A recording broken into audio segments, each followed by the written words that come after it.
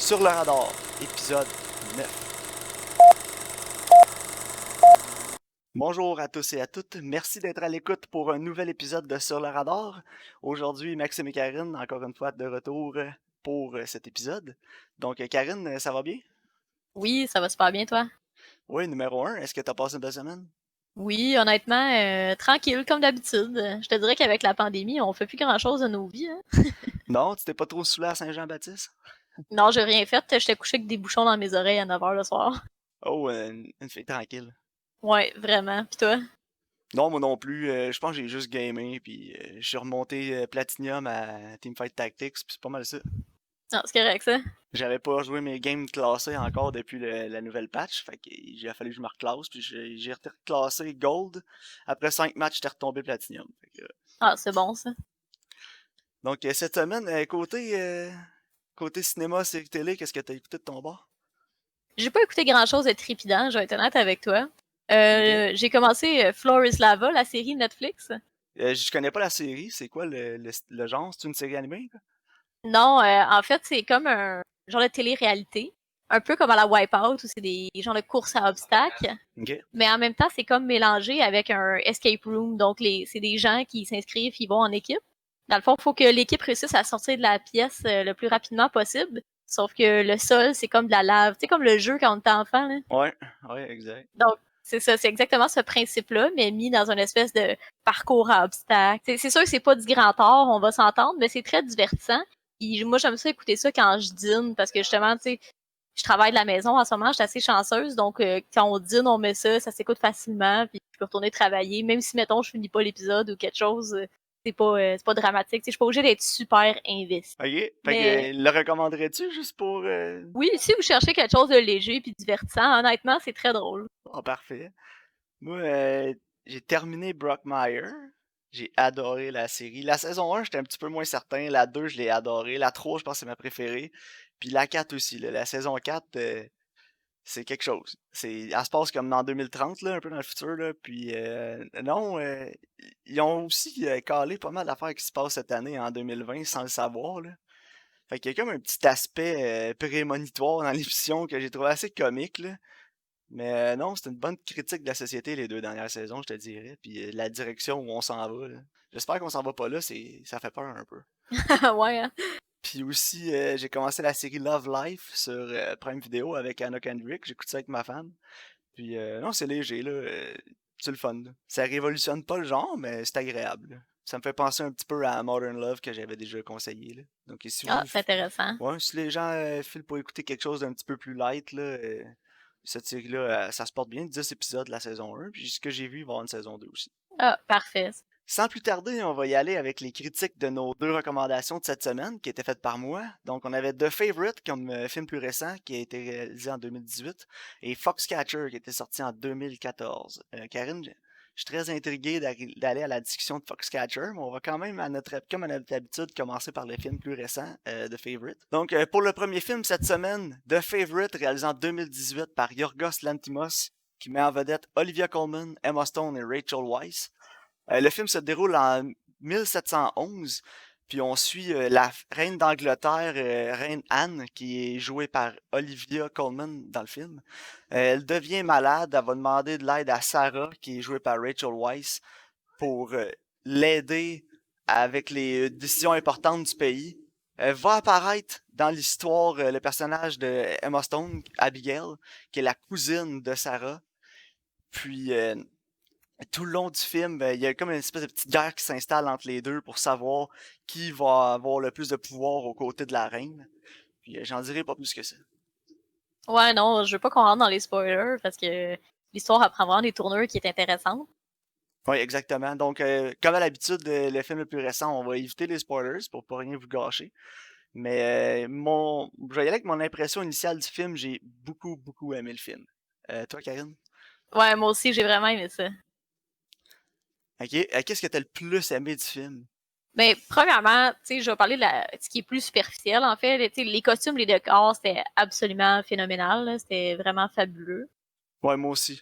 Ça a été un gros stand-out pour moi, là, les costumes puis les décors aussi. Ouais, moi aussi. La technique cinématographique aussi. J'ai aimé qu'il jouait beaucoup avec les différents angles de caméra. Tu sais, il y a des angles en fisheye, il y a des plans avec des dollies dans les allées. Il filme beaucoup justement les pièces. Tu sais, l'ampleur des châteaux, comment c'est super. Mais Ouais, c'est sûr que le plus gros, l'histoire, le plus intéressant, ça reste vraiment la dynamique entre les personnages, puis la dynamique de pouvoir qu'il y a entre les trois personnages. Puis tout le monde est tellement bien défini, tu comprends leur motivation, leurs actions. J'ai trouvé que vraiment l'écriture de ces personnages-là, c'est ce qu'il y avait de plus fascinant. C'est pas pour toi, là? ouais, non, moi aussi, j'ai vraiment aimé la présentation. Je l'avais écrit aussi dans mes points, les plans de caméra, le fisheye, que c'est un de mes stand-out à moi aussi, là. J'ai vraiment apprécié ça. Surtout, tu sais, c'est un énorme manoir, mais beaucoup du film se passe dans certaines pièces toujours. Tu sais, je pense pas que dans le film, on a fait le tour du manoir, là. Oh C'est non. concentré dans 3 ou 4 pièces et un ou deux corridors, là. Mais Ouais. l'aspect fisheye, là, qui englobe exact tout le corridor au complet pour qu'on comprenne l'ampleur puis la grandiosité puis l'excentricité aussi là, qu'il y avait dans ces manoirs-là, j'ai adoré ça. Les décors, c'est phénoménal, là.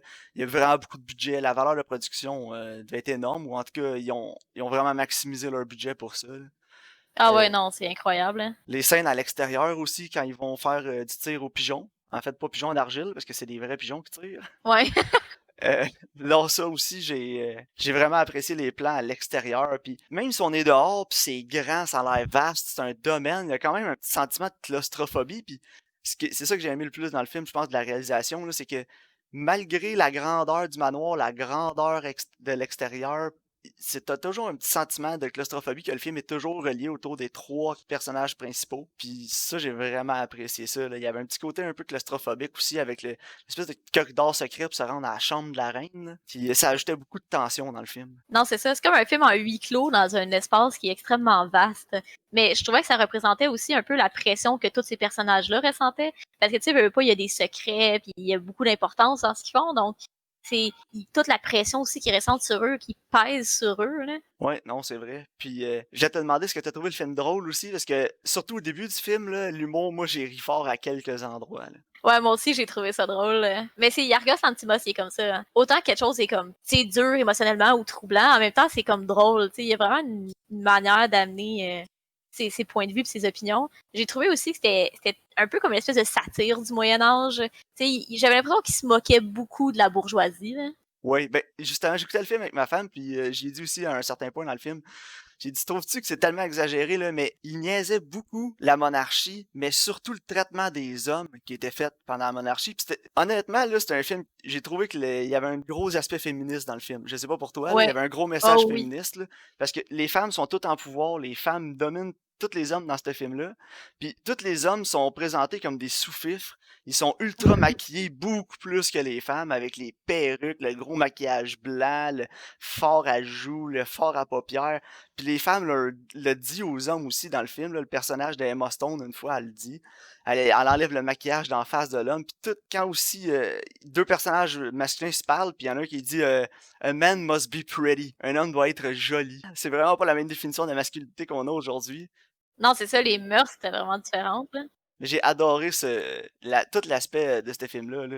J'ai vraiment trouvé ça bon. Mais c'est ça. Puis tu sais, même le personnage de Nicolas Hoult, je trouvais que justement, il était vraiment bien défini dans ses actions puis comment il agissait. En même temps, je prenais un peu pour lui dans le film parce que je trouvais que ses intentions, c'était les meilleures d'un côté moral, là. Ouais, moi aussi. Mais en même temps, tu sais, il agissait vraiment pas de façon gentleman avec avec Abigail, le personnage d'Emma Stone. Non.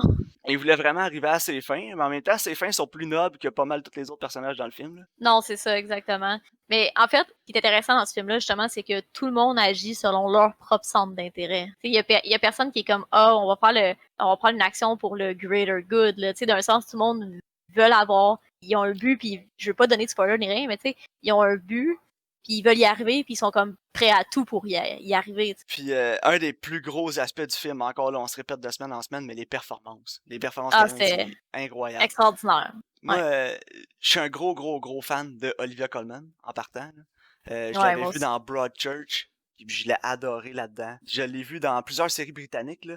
Puis j'ai toujours adoré cette actrice-là, mais après sa performance dans ce film-là, elle a gagné le score de la meilleure actrice principale aussi pour ce rôle-là. Puis c'est totalement mérité, là. Pour vrai, c'est une des meilleures performances que j'ai vues des 5 dernières années par une actrice, Ouais. là. Ah Elle non, a elle était vraiment... absolument phénoménale. Non, oui, vraiment. Puis je l'ai vu aussi dans une autre émission, The Night Manager, Ah, avec... je l'ai pas vu encore. Tom j'ai adoré... Hiddleston, Ouais, Tom Hiddleston, puis Dr. Dr. House. House. Ouais. Ouais. Puis je l'ai adoré là-dedans aussi, là. Elle est vraiment... vraiment, c'est une actrice de haut calibre, là. C'est une des meilleures actrices qui travaille aujourd'hui, puis tout son talent a été mis à l'écran dans ce film-là, puis wow, vraiment. Ouais. Puis Mais Emma Stone aussi. le trio principal, là, Ouais. Rachel Weisz, puis Emma Stone aussi, Nicholas Hoult aussi, les performances sont Mais Rachel incroyables. Weisz, je parlais de Olivia Colman comme une actrice incroyable. Rachel Weisz, je me souviens pas d'avoir vu un film avec Rachel Weisz, puis elle était pas bonne dedans, là. Non, moi non plus. C'est une des actrices les plus sous-estimées qui travaille à Hollywood en ce moment, selon moi, là. Elle fait toujours des films incroyables, elle fait toujours des performances sublimes, mais rarement on en entend parler comme... Tu sais, c'est pas un draw pour un film Rachel Weisz sur une affiche, puis je comprends pas pourquoi. Parce que moi, Non, je c'est vois vrai. cette actrice-là dans un film, je veux écouter le film absolument, là. Non, effectivement, elle fait des bons choix. Toujours, ouais. C'est rare Elle que est dans j'ai un vu un film avec mauvais. Tom Hiddleston, justement, de Deep Blue Sea. Il est sur Amazon, je l'ai vu en browsant. Ok. T'as-tu déjà vu Ça le pourrait film? être une... Non, ça pourrait être une future recommandation. Moi, je l'avais vu dans la Constance du Jardinier, Ouais. Elle joue dans The quand j'étais plus Lobster aussi, jeune. là. Ouais. J'ai pas vu The Lobster encore. Mais non, Rachel Weisz, vraiment une actrice sublime qui devrait avoir plus d'attention, je pense. Mais... Puis Emma Stone qui, encore une fois, se renouvelle, hein? Il y a Ouais, rien, y a rien à son épreuve. non, c'est vrai. Je l'ai vu faire beaucoup de rôles vraiment différents puis variés. J'admire son, je sais pas si je peux dire son courage, là, mais j'admire qu'elle entreprenne, qu'elle décide de faire plusieurs rôles différents toujours, surtout à son âge.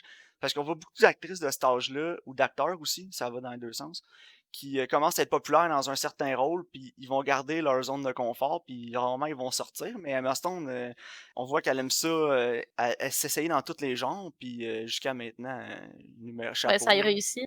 Ouais, vraiment bien, là. J'ai dans des comédies romantiques, des drames, musical, je veux dire, il y a Ouais, toujours, c'est rare qu'on a une mauvaise performance d'Emma Stone. Puis encore là, non. je veux dire, mais Yorgos Lanthimos, ça a l'air d'un réalisateur extrêmement facile à travailler là, avec les acteurs, là. Toutes les performances sont toujours bonnes dans ses films à Yorgos. Là, ça doit être un bon communicateur. Puis aussi, ses acteurs doivent l'aimer vraiment beaucoup parce qu'il y a beaucoup d'acteurs qui reviennent dans ses projets. Ouais, c'est ça, effectivement. Tu sais, dans The Lobster, puis dans Killing of a Sacred Deer, on avait Colin Farrell qui revenait. Je pense qu'Olivia Colman aussi a joué dans The Lobster. Oui, ouais, dans The Ouais, Lobster. c'est ça. Olivia Colman jouait dans The Lobster aussi. Rachel Rachel Weisz. Weisz aussi. Donc, tu vois, quand il y a beaucoup d'acteurs qui reviennent souvent, c'est qu'il y a une bonne complicité avec les réalisateurs, puis ça a vraiment apparu à l'écran. Mhm. J'ai Euh, aimé aussi que pour Yorgos Lanthimos, c'était un projet d'une plus grande envergure, je dirais, que ses autres projets. ouais, moi aussi, les autres c'était plus contraint, concis, mais celui-là, ouais, c'était quand même un gros projet, puis chapeau. Des fois, il y a des réalisateurs qui, justement, font des plus petits projets, plus intimes. Quand ils arrivent pour un plus gros projet, justement, tu sais, là, ça foire, mais lui, ça a vraiment bien réussi. Non, t'as tout à fait raison, puis ça fait juste m'exciter encore plus pour le futur, puis voir ce qu'il va faire d'autre, là. Ouais, moi aussi, j'ai vraiment hâte de voir Ah ses oui, prochains c'est un projets. des réalisateurs qui est sur ma liste, que je regarde souvent IMDb, ces nouveaux projets qui s'en viennent, qu'est-ce qui s'en vient de Yorgos Lanthimos, puis je suis excité de voir ce qu'il va faire pour la suite, là. Euh, T'as-tu des problèmes avec le film, toi? Plus ou moins. Je te dirais qu'il y a quelques longueurs. De négatif, je te dirais que ouais, moi aussi j'ai trouvé qu'il y a des petites longueurs, surtout dans peut-être les 35 premières minutes du film, là, j'ai l'impression que le film prend beaucoup de temps à s'établir. Mais quand le personnage d'Emma Stone, Abigail, arrive à l'écran, ça enchaîne pas mal plus vite. Ouais. Mais je comprends qu'on ait besoin de temps au début pour établir la relation entre Sarah et la reine Anne aussi, parce qu'ils ont une relation assez compliquée, là. Ouais. C'est quasiment une relation de BDSM avec une dominatrice puis un soumis, là, Ouais, surtout au ouais. début du film. Mais non, les petites longueurs peut-être, mais en dehors de ça, je veux dire, tu sais, le film dure 2 heures. Il aurait peut-être pu trimer 10 minutes, mais à droite, à gauche, mais en même temps, non, Non, ça passe quand même bien, là. ouais, Tu sais, non, c'est ça. Je me je me suis suis pas pas ennuyé. ennuyée. Non, c'est ça.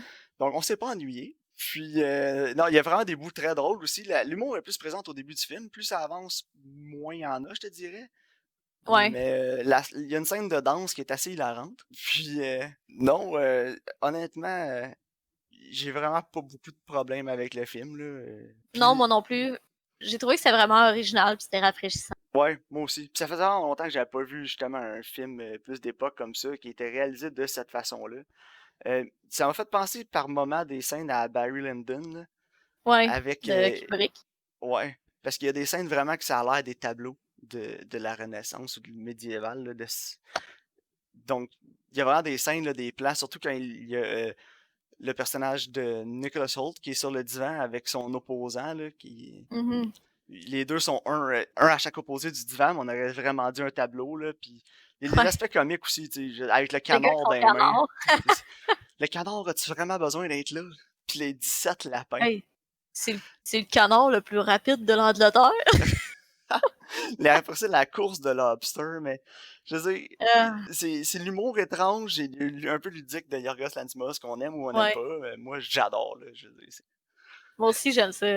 C'est un film qui est d'époque, mais c'est aussi un film qui est basé sur la dynamique entre les personnages, puis vraiment la psychologie de ces personnages-là. Puis je trouve que c'est ça qui en fait la force. l'histoire aussi est centrée vraiment sur les motivations des personnages. Fait que tout passe par les personnages. Pour ça, ça prend des bonnes performances, puis tout est là, tout est au rendez-vous dans ce film-là. Ouais, vraiment. Donc, après l'avoir écouté, j'avais peur, honnêtement, de l'écouter parce qu'il y avait tellement eu de hype autour du film, j'avais vraiment peur d'être déçu. Parce que ça arrive quand même souvent là que je me fais over-seller un film, là, puis que je l'écoute, puis Ouais. j'étais comme, ah, ouais, tu sais. Mais non, Non, moi aussi. le film a vécu à la grandeur de ses attentes. Donc, j'en suis extrêmement satisfait. Ouais, moi aussi. Donc, moi, je donnerais un solide 9 sur 10, là. Ouais, moi aussi. 9, 9.5, là, quasiment à 10. Faudrait que je le réécoute là, pour voir si j'irai jusqu'à 10, mais pour l'instant, 9, 9.5, je suis assez confiant avec ma note. Là.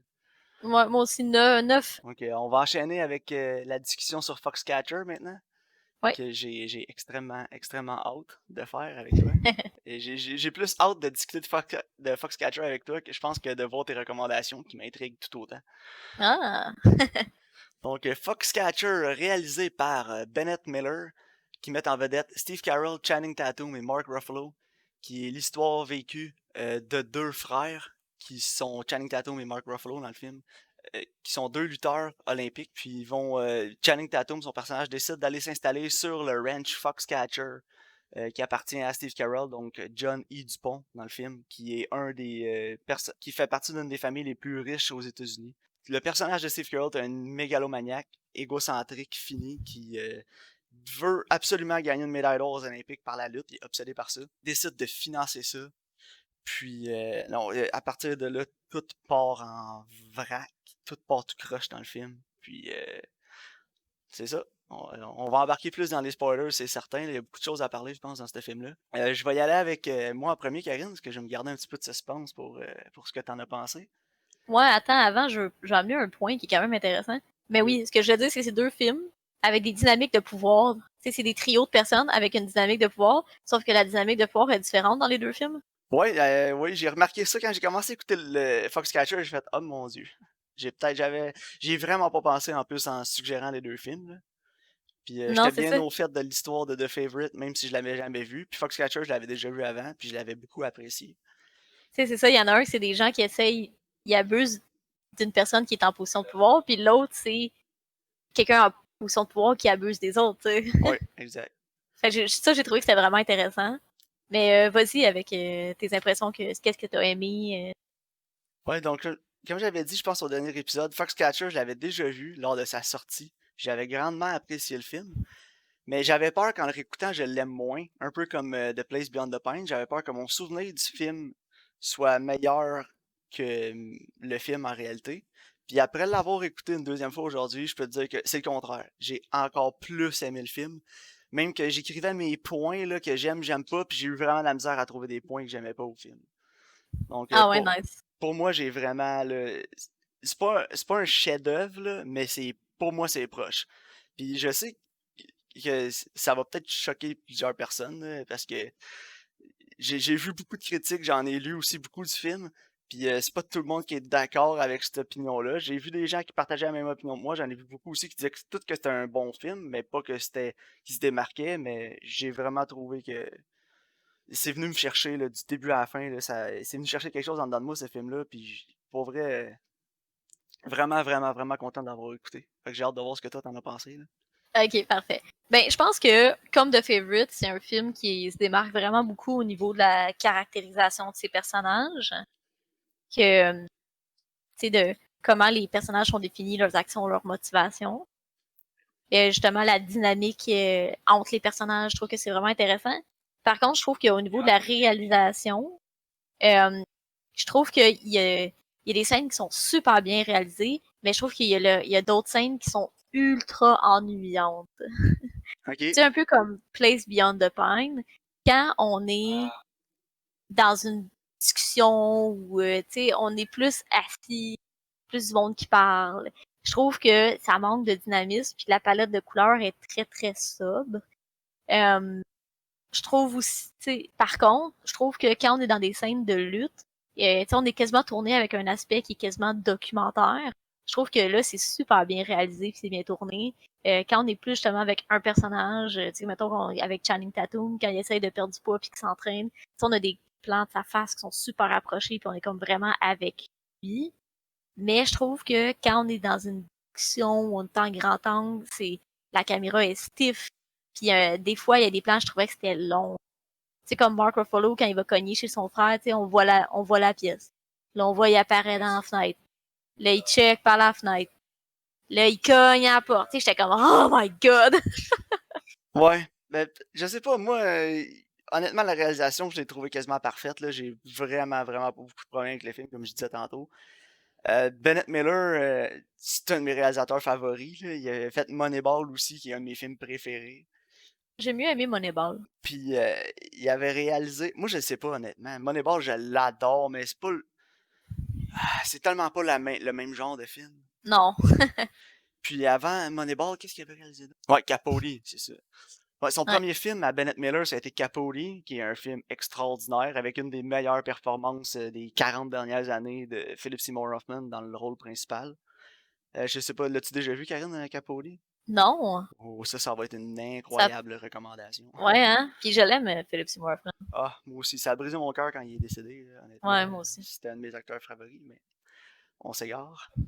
Donc, Ouais. réalisateur de Moneyball, Capote, et là, Foxcatcher, qui est trois films que j'adore. Je m'excuse, Capote, c'est pas son premier, c'est son deuxième. Son premier, c'est The Cruise, que j'ai pas vu. Non, moi non plus. Mais Foxcatcher, c'est la tension dans le film, là, de la première scène à la dernière. Euh, J'avais un sentiment de malaise dans Ouais. mon ventre, là. Puis tout le long du film, c'était là. Puis je pense que c'est pour ça que je suis moins d'accord avec toi sur l'aspect que tu as dit des fois les scènes t'ennuyantes, là. Parce que même si on a une scène en grand angle, à chaque fois que le personnage de Steve Carell est à l'écran, là, il y a tellement un gros sentiment de malaise, là. Mhm. Puis Ouais, mais c'est je disais mal. plus ça. Ouais, Je vas-y. disais plus ça dans le sens que certains plans, j'ai trouvé un peu trop longs. Ouais, La caméra, elle linger sur quelque ouais, chose. elle restait peut-être Puis, un peu. Ouais. je comprends le point, mais des fois, je suis comme, OK, là. Je veux savoir qu'est-ce qui va se passer. Non, je comprends ce que tu veux dire, mais honnêtement, là, j'ai été riveté à l'écran du début à la fin du film. Puis je me souvenais pas de l'avoir aimé autant que ça le film la première fois. Puis comme je disais, la tension. Puis il y a une chose que j'ai vraiment, vraiment, vraiment aimé. Là, je pense que c'est ce que j'ai le plus aimé du film, autre que les performances, là, ce serait le sound design. Le Ouais. sound design du film, là, dans le gymnase de Foxcatcher, Mhm. avec les bruits de souliers au sol, les équipements, le chandail, leur uniforme, puis quand ils se touchent, puis ils se préparent à la lutte, là, puis ils se touchent, tu les entends se taper, là, tac, tac, puis juste tous les petits bruits là, font tellement que la tension est épouvantable dans le film. Là. Puis t'as toujours l'impression qu'il va arriver de quoi d'horrible tout le long du film. Tout le Ouais. long du film, t'as l'impression qu'il va arriver de quoi d'épouvantable. Il va se faire mordre dans une oreille comme si c'était Mike Tyson qui se battait. Ouais. Mais non, Mais, t'as l'impression qu'il va se faire casser le cou ou quelque chose. Puis honnêtement, là, l'atmosphère malaisante, là, c'est malsain. J'avais l'impression des fois ouais. de regarder le film. Je regardais le film, puis je me disais, j'avais l'impression que je regardais quelque chose que j'avais pas le droit de regarder. Comme si c'était malsain ou fallait pas que je regarde ça. Je Ouais, sais mais pas tu sais si c'était l'expression humain, que mais... t'es comme une mouche sur le mur, là, Ouais. en train de regarder quelque chose, là. Ouais, c'est vraiment le feeling qu'on a, là. Puis autant Steve Carell est incroyable dans le film, je pense que Channing Tatum est encore meilleur. Mark Ruffalo aussi, hein. Ouais, Mark Ruffalo, il était... Tout le long du film, là, je me disais, ah, Steve Carell, c'est le meilleur du film. Après ça, ah, Channing Tatum. Après ça, je me disais, ah non, c'est Mark Ruffalo. Ouais. Ah non, c'est... Mais Mark Ruffalo, il y a une chose qui élève sa performance. Peut-être l'élève au-dessus des autres, là, dans le film. Il joue le frère de Channing Tatum, puis dans le film, c'est mentionné une ou deux fois, là, surtout par le personnage de Steve Carell qui l'amène à Channing Tatum, qui lui dit ça doit pas être facile d'être Mark, le frère de Danny, qui est toujours dans son ombre. Puis Mhm. que peu importe ce que tu fais, tu as gagné une médaille d'or, mais t'es encore dans l'ombre de ton frère, puis personne te voit. Mais le personnage de Mark Ruffalo est au courant de ça. Mais Ouais. il dit jamais explicitement à son frère, mais il est toujours là pour lui, il prend toujours soin de lui. Puis tu le sais qu'il sait que son frère trouve ça dur d'être dans son ombre tout le long du film, puis il fait tout ce qu'il peut pour pas que son frère se sente comme ça, le plus possible. Mais Ouais. c'est ça, c'est vraiment là, ça paraît dans sa performance, l'empathie qu'il a pour son frère, la compassion qu'il a pour lui, puis tout l'amour qu'il a pour lui. Ça passe tellement bien à l'écran, puis c'est là que Mark Ruffalo est étincelant. Là. Ouais, ça, puis la scène où ce que le gars qui tourne le documentaire, il dit qu'il voit John Dupont comme son mentor. Ouais. L'espèce de malaise, puis qu'il essaie de le dire, mais en même temps, il veut pas. Ah C'est ouais. Ah non, vraiment, là. Puis tu sais, j'étais comme, nah, dis-le pas. Tu sais, parce qu'en même temps, t'es avec lui, là. Tu sais, là, que Steve Carell, c'est pas bien. non, il est pas bien, non. Steve Carell, j'ai vraiment aimé sa performance aussi. Son espèce de regard avec la bouche semi-ouverte, là. Ouais, son espèce de Ah, regard vide, mais en même ouais, temps haineux. Là. oui, ah, Mais c'est toute la vraiment, là. relation avec sa mère aussi, tu sais, c'est ce qu'on apprend plus le film avance, c'est vraiment, Ouais. il veut toujours avoir l'approbation de sa mère, puis Ah, puis sa mère, il veut tellement que sa mère aime ce qu'il fait, puis partage sa passion pour la lutte, au moins il l'accepte puis le pousse, mais jamais, puis tu sais, il dit là, dans le film que c'est mhm. bas la lutte. J'aime pas ça, ce que tu fais, c'est bas, tu te rabaisses, j'aime pas ça de voir te rabaisser. Non, c'est ça. Puis, tu sais, elle va le voir un moment donné, puis quand lui, il tourne le dos à son élève, puis qu'il se couche à terre, puis elle est comme, ah, puis elle s'en va, là. Ouais. Mais Non, c'est ça, rough. Mais ça, il y a tout l'aspect aussi dans le film, là, il y a tout un aspect de tension homo-érotique qui est là tout le long du Ben film oui, aussi, là. Surtout avec Steve Carell et Channing. Channing Tatum, là. Il va le voir la nuit, là. Ouais, ça, puis, tu sais, on le voit pas Non, explicitement, mais est-ce qu'il l'a violé ce soir-là, dans le gym? je le sais pas, hein. C'est ça que je me disais. Parce que, tu sais, on va s'entendre qu'après, Channing Tatum, il en mène pas l'âge, là. Il est comme tourmenté, il est troublé. Ouais, il fait encore plus de coke. Ouais, c'est ça, tu sais. Ça va pas, là. Là, après ça, ça va vraiment plus, là. Puis, c'est ça que j'ai trouvé un peu dommage du film, là. Je te dirais, c'est peut-être le gros point faible que j'ai, là. C'est que, outre cette scène-là, là, je veux dire, tu t'es levé pour aller aux toilettes, t'as pas posé, tu reviens, là, tu comprendras pas la deuxième moitié du film, là. Non, effectivement. Checker Fait ton sel, même, t'es fait à l'os. ouais, c'est ça. T'as regardé ton sel pendant cette scène-là, là, puis ça dure pas longtemps, là. Ça dure quoi, 4 secondes peut-être, là, tu sais, il va le C'est chercher à la vraiment nuit. pas long. Tu sais, tu le vois, il va le chercher à la nuit, il vient temps, on s'en va s'entraîner dans le gym. Ok, tu pars, tu t'en vas aux toilettes, tu reviens, après ça, Channing Tatum, il te croche. Puis là, tu fais, hein? Ouais, il est coquel avec des petites mèches au casque, là. What? Ouais, c'est ça. Puis là, après ça, il est assis sur le divan, il s'entraîne plus. Ouais, je me repose. Puis là, l'autre, il vient le voir. Puis après ça, il dit, ah, là, j'amène ton frère. Puis là, ça vient le chercher encore plus. Là, parce que là, c'est comme si c'était un désaveu, tu sais. Parce qu'il Mhm. avait dit, t'as pas besoin de ton frère, t'es capable d'être ton propre homme. Puis après ça, il va le chercher pour le remettre sur la bonne track. Mais en même temps, Ouais, qu'est-ce qui s'est vraiment passé ce soir-là?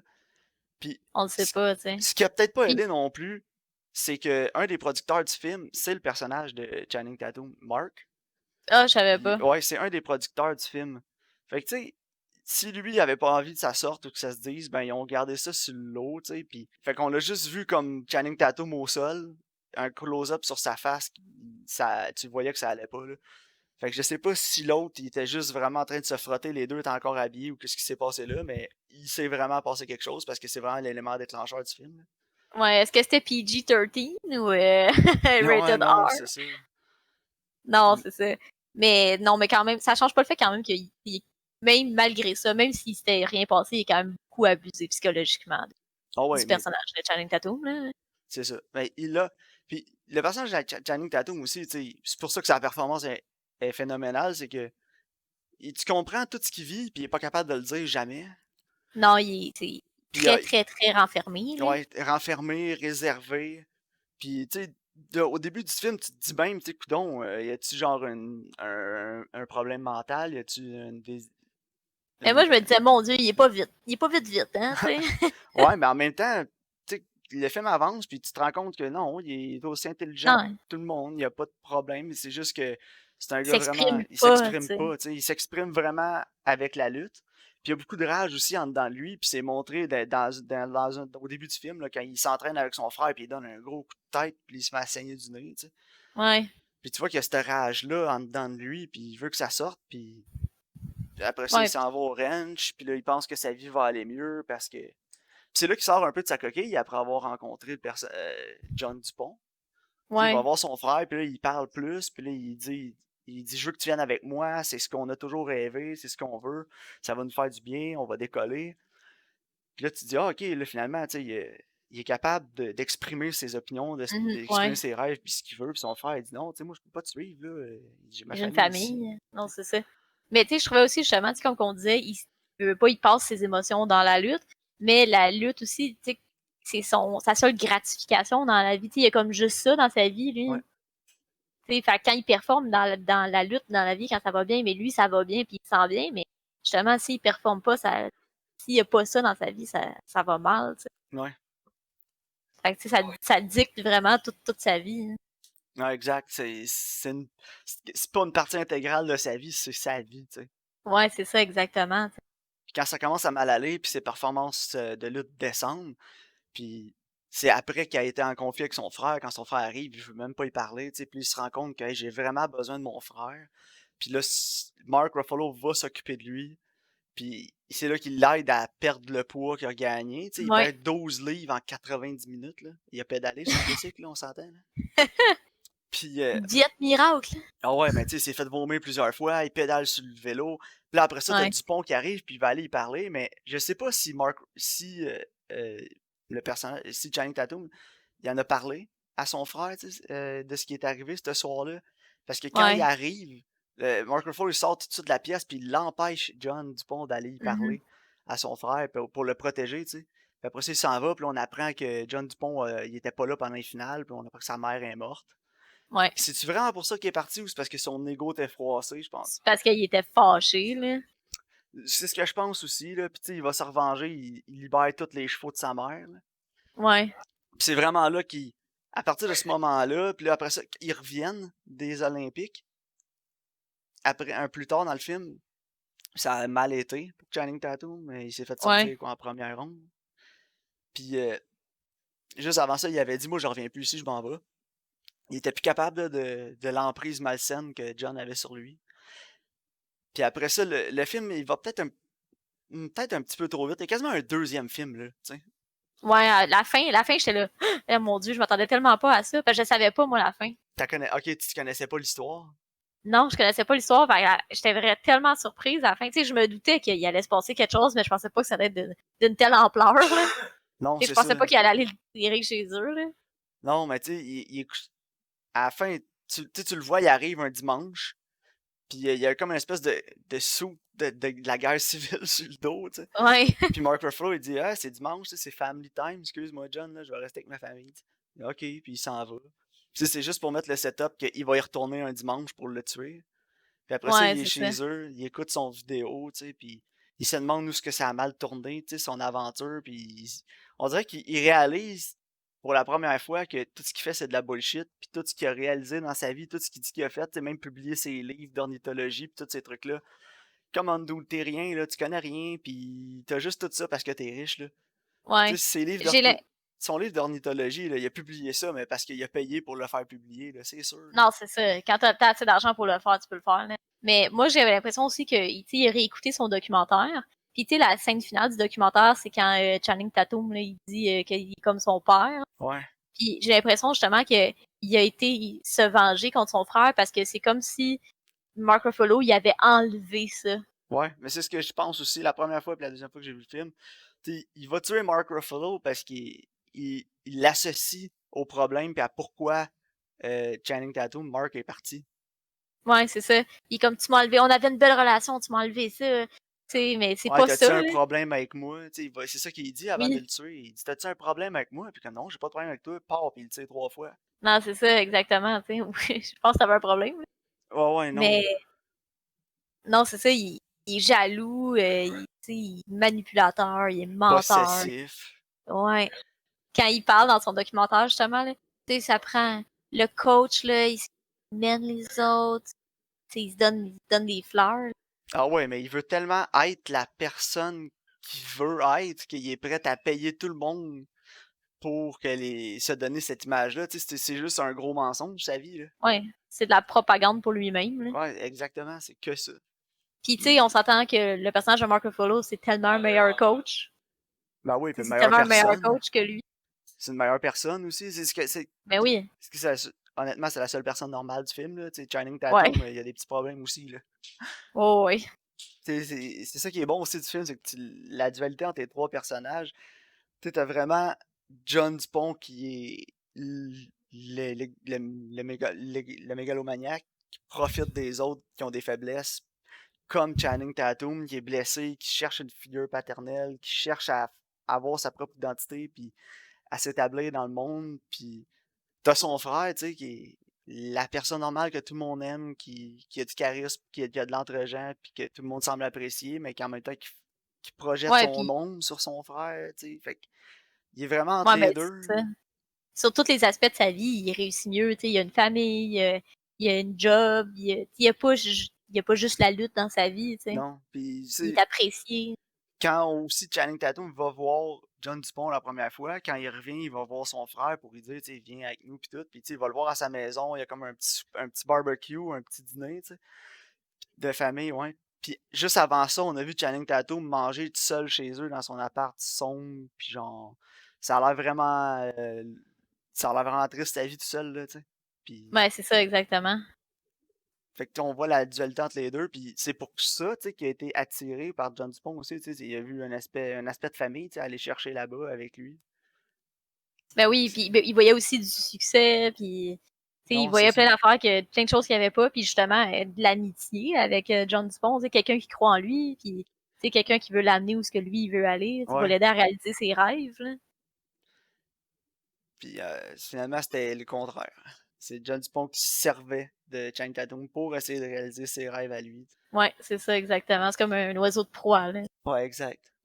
Un autre petit point faible, peut-être, et plus j'y pense, là, il y a peut-être beaucoup de scènes de lutte. Peut-être un Ouais. peu trop de scènes de lutte. Tu sais, c'est bon, on le sait, là, que c'est un film de lutte, là.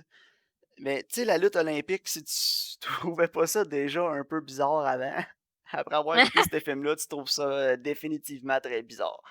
Ouais, non, c'est ça. Mais il y a toute une technique, c'est vraiment laborieux, là. Ouais, c'est ça. Mais en même temps, c'est que le film, les scènes, il y a tellement des scènes qui sont présentées de façon homoérotique aussi dans le film, puis que ça rajoute encore plus tu sais, que ça rajoute encore plus de côté, d'aspect étrange, tu sais, au film. Parce que la façon que les scènes sont réalisées. Puis le fait Ouais, qu'il y a ouais, Puis, tu sais, le fait qu'il n'y a pas de musique non plus pendant ces scènes-là, quand il y en a pas tout le temps, ben, c'est ça rajoute. awkward, là. Ben, c'est ça. Ça ajoute tellement de malaise là, qu'il n'y ait pas de son. Surtout les scènes d'entraînement, là, quand ils sont tout seuls au complexe de Foxcatcher, là, puis tu vois les deux gars en sueur en train de se battre en lutte olympique, puis juste le bruit que ça fait, c'est tellement malaisant, puis tu regardes ça, puis tu te dis, coudonc, je devrais-tu regarder ça, tu sais? Ouais, non, c'était comme, Ah, OK. non, mais pour vrai, j'ai fini le film, puis honnêtement, j'ai été estomaqué du début à la fin, là. Comme je t'ai dit, j'adore les films là, qui vont me faire sentir un malaise comme ça, là, puis tout le long du film, j'ai eu un gros, gros malaise, là. Puis Ouais. honnêtement, je pourrais pas être plus satisfait après l'avoir écouté. Ouais. Non, c'était bon, j'ai pas détesté ça, mais, tu sais, j'ai pas, c'est pas dans ce que j'ai préféré. C'est moins mon genre aussi, mais j'ai trouvé que c'était très intéressant. Fait que je vais y aller, moi, mettre le film sur 10, j'irai avec un 9.5, là. Ah ouais, OK, moi, je suis à ma 7.5. Ok. Mais ça, c'est pas un Mais, film qui est pour tout le monde, c'est lent, c'est vraiment lent. C'est un film qui est ouais. froid aussi. Tu sais, l'atmosphère est froide, les couleurs sont froides, la cinématographie, tout est froid. Ben, c'est pas pour tout le monde, mais je conseille quand même aux gens de l'écouter si c'est que pour les performances. Ouais, vraiment. Mais ça reste que l'histoire aussi est intéressante. Ouais, mais l'histoire, là, honnêtement, là, après ça, j'avais le goût d'aller sur Amazon, là, puis d'acheter plein de livres documentaires sur ce qui s'est passé, puis tout pour essayer de comprendre, parce que c'est une histoire pour moi qui est incroyablement fascinante, là, c'est de comprendre la Ouais. psychologie de John Dupont en arrière, de ce qu'il a fait, pourquoi il a fait ça, qu'est-ce qui l'a amené là. C'est un personnage incroyablement complexe. Puis comme je te Mhm. dis, tu sais, il y aurait quasiment un deuxième film qu'on pourrait faire juste à partir du moment où le personnage de Channing Tatum s'en va, puis que la mère à John Dupont meurt, de la mort de la mort de la mère de John Dupont jusqu'à l'assassinat du personnage de Mark Ruffalo. Il y aurait un film là, juste pour voir la déchéance là, de son personnage. Là, parce Ah que ouais. il était étrange avant, mais on dirait que le fait que sa mère soit morte avant que lui ait le temps de se prouver à sa mère, c'est vraiment ça qui a été l'élément déclencheur dans sa tête puis qui l'a amené à. Je pense pas que ce serait arrivé si sa mère y avait donné son approbation avant de mourir. Ah non, clairement pas, Mais là. en tout cas, c'est ce que le film laisse à croire. Là. Donc, ça va terminer la discussion sur Foxcatcher. Écoutez-le, honnêtement. Ou si vous êtes quelqu'un qui aime beaucoup les performances d'acteurs, vous allez être servi pour ce film-là. C'est incroyable. En fait, avec les deux recommandations de cette semaine. Karine, tes recommandations, tu me T'as-tu donnes un peu hâte? d'un. Ouais, vraiment, je suis vraiment intrigué. Donne-moi des indices, on va essayer de Ah mettre ouais, du ok. temps là, aux recommandations. Là. Oh my god, ok. Ben, je commence avec le film le plus vieux, Ok, le plus vieux. entre 2007 puis 2012. C'est basé sur des bandes dessinées. Des bandes dessinées. Ouais. Ah, ça me dit vraiment quelque chose, mais donne-moi un C'est acteur. c'est basé sur une bande dessinée canadienne. Ah, Scott Pilgrim vs. The World. Ouais. Oh, nice. Ouais, je pense que ça va faire une bonne discussion. Puis ça fait un bout que je vais le réécouter. J'ai un bon souvenir, mais j'ai peur que ça fasse comme avec Place Beyond the Pine. Ouais, mais Fait non, que, ouais, c'est une bonne idée. ouais. Puis en fait, parce que quand j'ai écouté les films cette semaine, tu sais, c'est des films qui sont justement plus longs, tu sais, je voulais quelque chose qui était vraiment différent. Ouais, non, Puis je mais pense ça, que ça va clasher vraiment avec tout ce qu'on a recommandé avant. Là. c'est ça. Je pense que ça, c'est right on. Ma recommandation de nouveauté, c'est sur Netflix. Peux-tu prendre un guess tout de suite? Tout de suite, là, c'est sur Netflix, Ouais. tu veux que je prenne un guess? Ouais. Parce qu'il y a plus qu'un film sur Netflix, Karine. J'ai hâte de le voir, puis t'as hâte de le voir. On a toutes les deux hâte de le voir. Ça se passe à New York. À New York, les deux, on a hâte de le voir. Les réalisateurs, c'est des frères. Uncut Gems! Yes! Oh, Uncut Gems. Oh, ouais, oh, ouais je l'ai vu, Ouais. hein? Tu l'as vu? Ah, tu l'ai Ouais. pas vu, moi, encore. Ah, J'at- ouais, écoute.